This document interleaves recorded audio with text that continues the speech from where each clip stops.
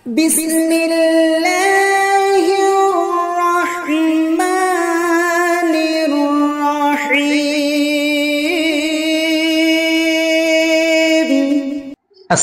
আলাইকুম ওয়া রাহমাতুল্লাহি ওয়া বারাকাতুহু। আলহামদুলিল্লাহি ওয়াহদা ওয়াসসালাতু ওয়াসসালামু আলা মান লা নাবিয়্যা বা'দা, আম্মা বা'দ। সমস্ত রকমের প্রশংসা মহান আল্লাহ তাবারাক ওয়া তাআলার নিমিত্তে, যে আল্লাহ রাব্বুল আলামিন আমাদেরকে কোরআন ও সহিহ সুন্নাহ মোতাবিক আলোচনা করা এবং শোনার তৌফিক দিয়েছেন। এজন্য আমরা সকলেই বলি আলহামদুলিল্লাহ।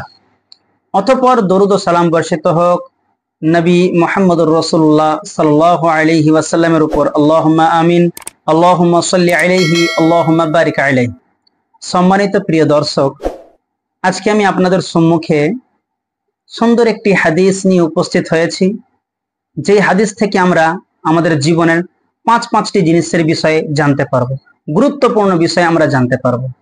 এই হাদিসটি আপনি পাবেন শুআবুল ঈমান লিল বাইহাকির 10,248 নম্বর হাদিস হিসাবে নাম্বারিং করা হয়েছে। যদি আপনি শুআবুল ঈমান লিল বাইহাকির 10,248 নম্বর হাদিসটা দেখেন, তাহলে এখানে আপনি এই হাদিসটা পেয়ে যাবেন। এই হাদিসের বর্ণনাকারী হলেন আব্দুল্লাহ ইবনে আব্বাস রাদিয়াল্লাহু তাআলা আনহু। ইনি বলছেন যে রাসূলুল্লাহ সাল্লাল্লাহু আলাইহি সাল্লাম একজন ব্যক্তিকে ওয়াজ করলেন, অর্থাৎ উপদেশ দিলেন। তিনি বললেন যে খামসান ইগতানিম খামসান ক্বাবলা খামসিন, পাঁচটা জিনিসকে তুমি গনিমত মনে করবে, পাঁচটা জিনিস আসার পূর্বে। ভালো করে বুঝুন এই জিনিসটা। আমি কেন থেমে থেমে এবং কেটে কেটে বলছি, আপনারা একটু পরেই বুঝতে পারবেন। আল্লাহ সুবহানাহু ওয়া তাআলার একজন বিখ্যাত সাহাবী আব্দুল্লাহ ইবনে আব্বাস রাদিয়াল্লাহু তাআলা আনহুমা, তিনি বলছেন যে একজন ব্যক্তিকে কেন্দ্র করে আল্লাহ সুবহানাহু ওয়া তাআলা রাসূল সাল্লাল্লাহু আলাইহি সাল্লাম নসিহত করলেন, ওসিয়ত করলেন, আর বললেন যে তুমি পাঁচটা জিনিসকে গনিমত মনে করবে, পাঁচটা জিনিস আসার পূর্বে। পাঁচটা জিনিসের পূর্বেই গনিমত মনে করে তাকে মূল্যায়ন করবে। সেই পাঁচটা কি এমন জিনিস যার ব্যাপারে আল্লাহ রাসূল সাল্লাল্লাহু আলাইহি সাল্লাম তাকে এত গুরুত্ব সহকারে বললেন? এই পাঁচটা জিনিসের মধ্যে দুটো জিনিস এমন রয়েছে যেটা আপনার জীবনে একবার যদি এসে যায়, আর তাকে যদি ঠিকঠাক ভাবে নিয়মিত ভাবে মূল্যায়ন করতে না পারেন, তার মাধ্যম দিয়ে যদি আপনি ফায়দা তুলে না নিতে পারেন, আপনি মাথা ঠুকে কপাল ঠুকে ফাটিয়ে ফেললে পারেও আপনি এই সুযোগটা দ্বিতীয়বার পাবেন না। তাহলে কতবার চিন্তা করুন, কতবার আপনি পরীক্ষায় ফেল করেছেন, পরের বছর আপনি চান্স পাচ্ছেন, আপনি পরীক্ষা দিয়ে পাস করতে পারবেন, কিন্তু এটা আপনার জীবনে একবার আসবেই।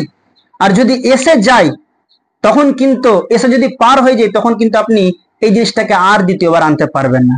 আর তিনটে এমন রয়েছে যেই তিনটেকে আপনি চাইলেও পরিস্থিতির মোড় ঘোরাতে পারবেন না।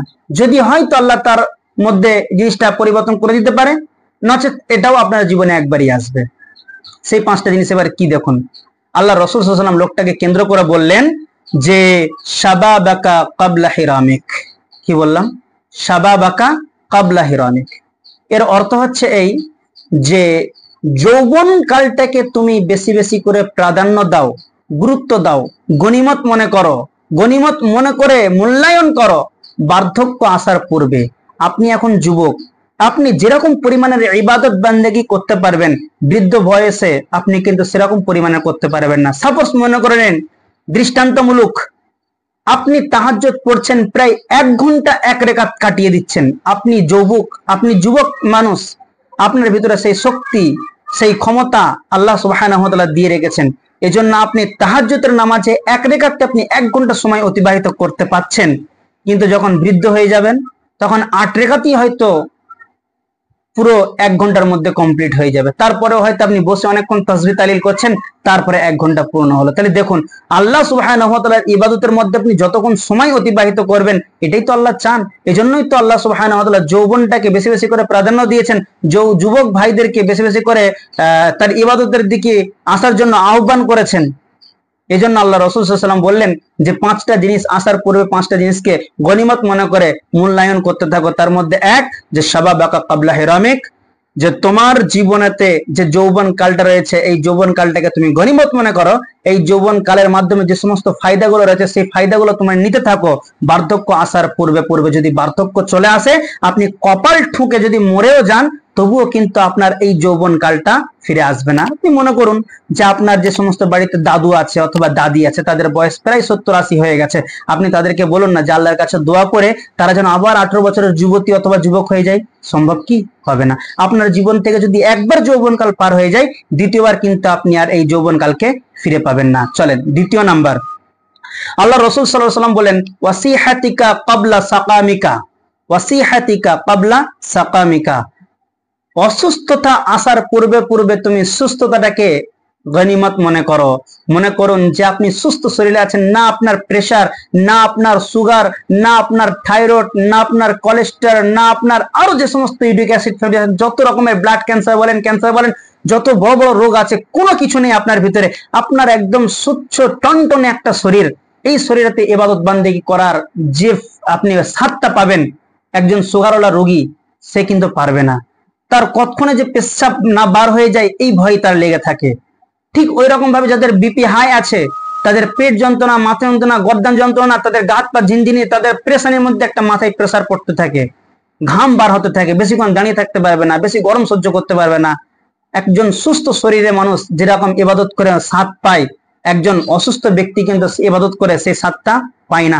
এই জন্য আপনার শরীর যতক্ষণ পর্যন্ত সুস্থ রয়েছে, আপনি এই সুস্থ শরীরটাকে গনিমত মনে করে মূল্যায়ন করতে থাকুন। যত রকমের ফায়দা আল্লাহ সুবহানাহু ওয়া তাআলার কাছে হবার আপনি করে নিন। নচেত আপনার শরীর যদি একবার খারাপ হয়ে যায় আর ওই শরীরেই যদি আপনি মারা যান, তাহলে আপনি আর দ্বিতীয়বার চান্স পেলেন না। আর যদি আল্লাহ চায় হয়তো আপনার সেই সুস্থতা আসার পরে, অসুস্থতা দূর হয়ে যাওয়ার পরে আবার আপনি সুস্থ হতে পারেন, তখন আপনি ইবাদত করলেও কিন্তু আপনার যে কমজোরি ভাব সেটা কিন্তু থেকে যেতে পারে। এই জন্য আল্লাহ রাসূল সাল্লাল্লাহু আলাইহি ওয়াসাল্লাম দ্বিতীয় দফায় বললেন যে তোমরা অসুস্থতা আসার পূর্বে পূর্বে সুস্থতা অর্থাৎ সুস্থ শরীরটাকে গনিমত মনে করে মূল্যায়ন করতে থাকো।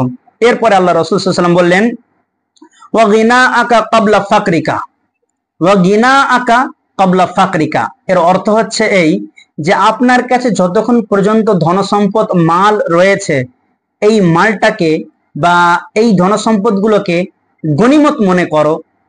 কতদিন পর্যন্ত? ক্বাবলা ফাকরিকা, গরিবী আসার পূর্বে পূর্বে। আমরা দেখেছি হাজার হাজার কোটি কোটি বিলিয়ন আর মিলিয়ন টাকার বা ডলারের মালিক, তারা এক নিমেষেই গরিব হয়ে গিয়েছে।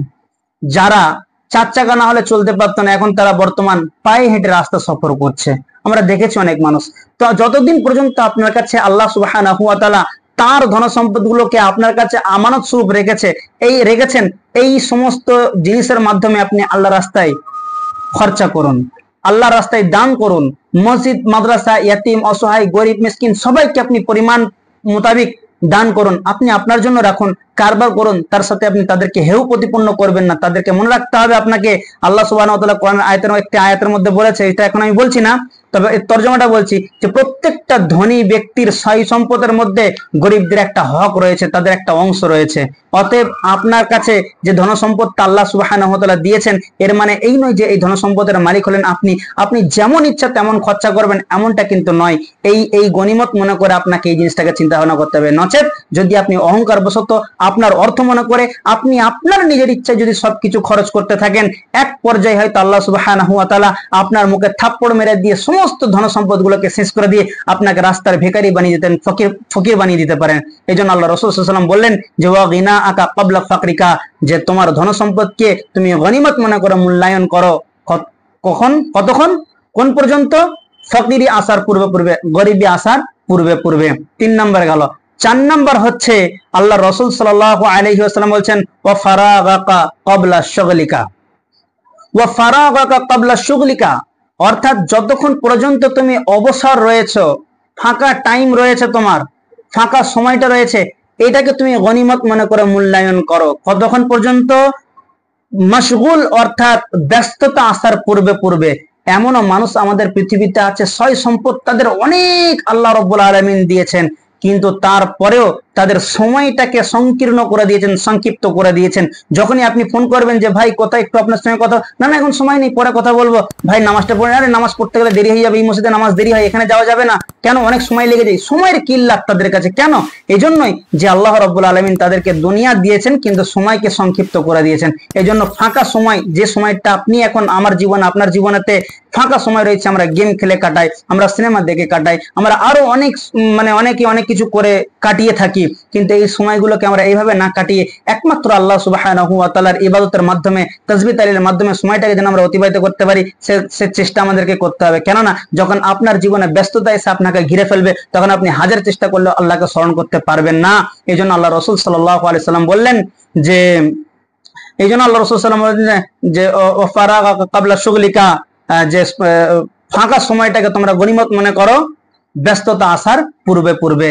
এবং 5 নাম্বার পয়েন্ট বা 5 নাম্বার দফায় আল্লাহ রাসূল সাল্লাল্লাহু আলাইহি ওয়াসাল্লাম ওই লোকটাকে বললেন যে হায়াতাকা ক্বাবলা মাউতিকা, হায়াতটাকে, জীবনটাকে, যে জীবনটা তোমাকে আল্লাহ রাব্বুল আলামিন দিয়েছেন, যে জীবনটা আমি আপনি পেয়েছি, এই জীবনটাকে আমাদেরকে গনিমত মনে করে মূল্যায়ন করতে হবে। এই জীবনটার মাধ্যমে যেন আমরা এমন কোনো অপকর্ম না করি যে কিয়ামতের দিন আমাদেরকে এই জীবনের বিষয়ে প্রশ্ন করবেন।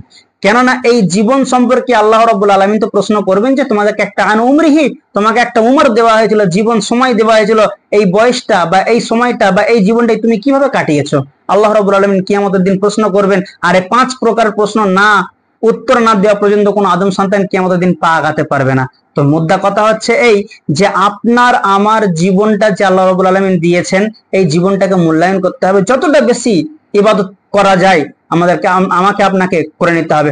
নচেত একবার যদি মৌত চলে আসে তাহলে কিন্তু আপনি আর এই জীবন কোনো দিন ফিরে পাবেন না। দেখুন না আপনার জীবনে, আপনি আপনার জীবদ্দশায় দেখেছেন যে কত মুরব্বীরা চলে গিয়েছে, ওইরকম নামে ওইরকম লোক কি আর কেউ এসেছে যে অমুকজন চলে গিয়েছে আবার দেখো জন্ম নিয়েছে নতুন করে? কোনোদিন দেখবেন না। কেননা একবার যদি কাউকে মৌত ধরে নেয় তাহলে কিন্তু তাকে আর দ্বিতীয়বার চান্স দেয় না। এই জন্য আমি বলেছিলাম যে এই হাদিসটার মধ্যে 5টা নসিহত আল্লাহ রাসূল সাল্লাল্লাহু আলাইহি ওয়াসাল্লাম আমাদেরকে করেছেন, একটা লোককে কেন্দ্র করে, একজন মানুষকে কেন্দ্র করে, কিন্তু তার মধ্যে থেকে 2টো জিনিস আপনি মাথা ঠুকে মরে গেলেও পাবেন না। যেমন যখন আপনি মৌত চলে আসবে আপনার কাছে, আপনি মাথা ঠুকে মরে গেলেও কিন্তু আপনাকে জীবন ফিরিয়ে দেওয়া হবে না, আল্লাহ দেবেন না। আরেকটা হচ্ছে যে বার্ধক্যকাল যখন পৌঁছে যাবে, অর্থাৎ যৌবনকাল পার হয়ে গিয়ে বার্ধক্যকাল যখন চলে আসবে, আপনি হাজার চেষ্টা করে, হাজার মেডিসিন খেয়ে, হাজার মেকআপ করেও আপনি কিন্তু সেই যুবক হতে পারবেন না, আপনার ভিতরে বার্ধক্যের ফুল ফুটেই থাকবে। এই জন্য এই 2টো জিনিস আপনি মাথা ঠুকে মরে গেলেও পাবেন না। আর যে মাঝখানে 3টে বললাম, এই 3টে চাইলে আল্লাহ আপনার ভাগ্যের পরিবর্তন দোয়ার মাধ্যমে করে দিতে পারলে, চাইলে তিনি করে দিতে পারবেন, কিন্তু চেষ্টা করতে হবে আমাদেরকে। এই 5টা জিনিস সকল সময় আমাদেরকে মনে রাখতে হবে যে এই 5টা জিনিস আসার পূর্বে আমাদেরকে এই 5টা জিনিসকে প্রাধান্য দিতে হবে, মূল্যায়ন করতে হবে। আল্লাহ সুবহানাহু ওয়া তাআলার কাছে দোয়া করি যে হে আল্লাহ তাবারাক ওয়া তাআলা, আমরা যে হাদিসটা আজকে শুনলাম বা যে নসিহতটা আমরা আজকে শুনলাম, এই নসিহতটাকে ভালো করে বুঝে এর উপরে যেন আমরা পরিপূর্ণভাবে আমল করতে পারি, সে তৌফিক তুমি আমাদেরকে দান করো। আমিন। ওয়া আখির দাওয়ানা আনিল হামদুলিল্লাহি রাব্বিল আলামিন। আসসালামু আলাইকুম।